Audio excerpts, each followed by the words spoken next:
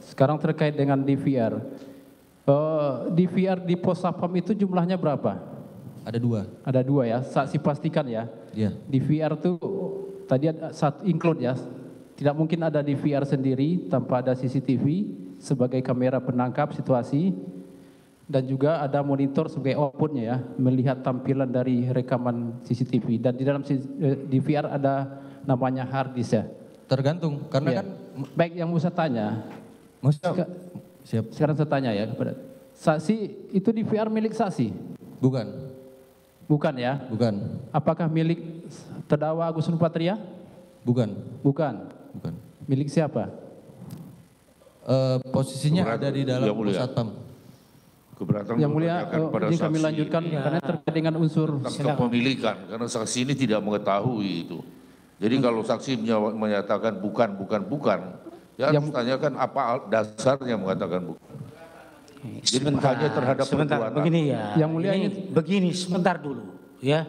Dia mengambil ini ya, tentunya ada yang memiliki. Kan seperti itu. Masih relevan kok. Ya. Ini terkait. Silakan lanjutkan. Terima kasih Yang Mulia. Ini terkait dengan unsur yang kami dakwa. Baik, artinya tadi bukan milik terdakwa Agus Nurpatria, bukan milik juga saksi. Siap. Artinya milik siapa? Saat mengambil saya tidak tahu milik siapa, tapi berdasarkan keterangan dari persidangan kemarin, Kodir menyampaikan bahwa DVR itu yang beli waktu itu sempat Pak Sambo.